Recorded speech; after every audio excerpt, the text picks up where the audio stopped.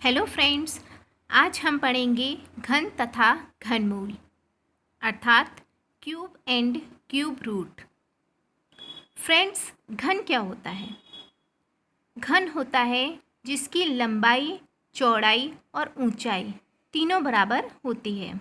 पिछली वीडियो में हमने वर्ग पढ़ा था, जिसमें हमने आपको बताया था कि इसकी लंबाई चौड़ाई बराबर होती है। सभी जो साइड्स होती हैं उन जो इसमें 4 भुजाएं होती हैं, प्रत्येक कोण 90 डिग्री का होता है। लेकिन घन में क्या होता है, ऊंचाई भी होती है। इसमें लंबाई, चौड़ाई और ऊंचाई तीनों होती हैं और तीनों ही बराबर होती हैं। घन का सबसे अच्छा एग्जाम्पल है डाइस। जब हम लोग लूडो खेलते हैं तो उसमें जो डाइस का यूज़ करते हैं वो एक घन है। ओके फ्रेंड्स, तो हम देखेंगे घन अर्थात क्यूब निकालना। जैसे क्यूब को लिखते हैं घात 3 के रूप में। जैसे सपोज कीजिए आपसे क्या कहा गया कि 5 का घन ज्ञात करो।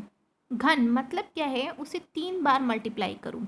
5 इंटू 5 इंटू 5 पचम 25, 25 दूनी 50, 25 तियाँ 75, 25 का सब 25 पंजे 125।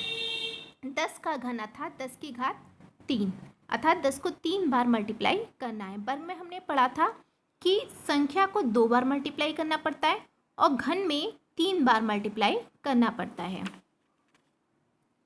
अब जैसे 20 की घात 3 है तो हम इस कंडीशन में क्या करेंगे, ये नहीं है जरूरी कि हम 20 गुणा 20 गुणा 20 3 बार करें, टाइम ज़्यादा लगेगा। 2 का घन कितना हुआ, 2 दूनी 4 दूनी 8।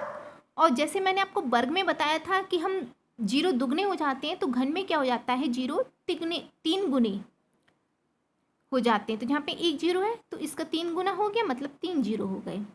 ऐसी एक परिमेय संख्या है 4/5, इसका आपको क्यूब निकालना है या फिर इसका घन निकालना है तो 4/5 गुणा 4/5 गुणा 4/5।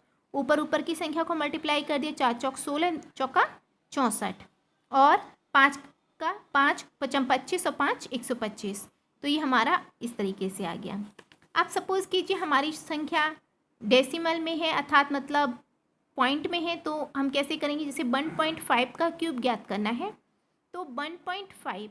अब पॉइंट हटा के हमने क्या किया, एक तो हम किसी भी संख्या के नीचे लिख सकते हैं, एक 0 बढ़ा दिया क्योंकि एक संख्या है पॉइंट के आगे, एक 0 हो गया।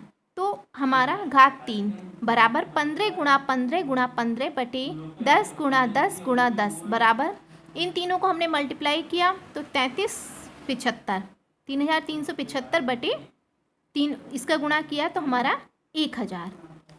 नेक्स्ट है क्यूब रूट निकालना अर्थात घनमूल। हमसे क्वेश्चन पूछ फ्रेंड्स, मैंने आपको बताया था कि वर्गमूल निकालने की तो 2 विधियां हैं, एक भाग विधि और एक गुणनखंड विधि। लेकिन घनमूल निकालते जो है हम, वो हमारी यही विधि है, गुणनखंड विधि। ओके फ्रेंड्स, कभी कभी आपसे पूछ लिया जाता है कि गुणनखंड विधि तथा भाग विधि किसके निकालने में प्रयोग होती है, तो आप ध्यान रखिए वो वर्गमूल के लिए होती है, लेकिन घनमूल के लिए हमारी गुणनखंड विधि ही काम में आती है।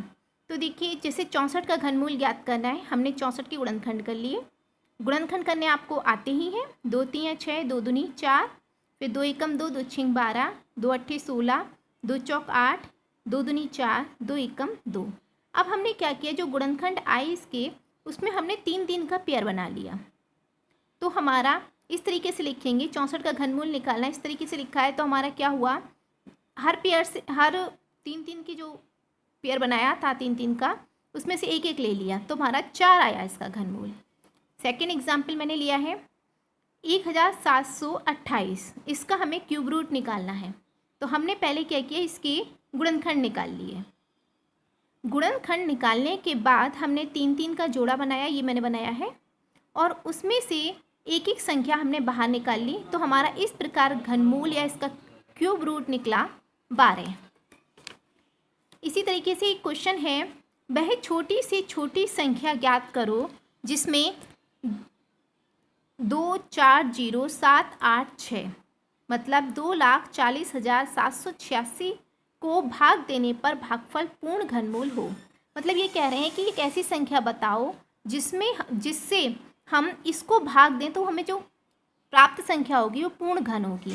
तो इस कंडीशन में हम क्या करेंगे कि सबसे पहले हम इसके गुणनखंड निकाल लेंगे। अब जब हमने गुणनखंड निकाले तो हमने देखा कि सबके 3-3 के बन रहे हैं, लेकिन दो संख्याओं के नहीं बन रहे, 13 और 2 के। तो इसका मतलब क्या हुआ, 13 और 2 26 से भाग देने पर संख्या पूर्ण घन बन जाएगी। ओके फ्रेंड्स, अगर आपको वीडियो अच्छी लगे तो इसे लाइक करें, शेयर करें और चैनल को सब्सक्राइब करें।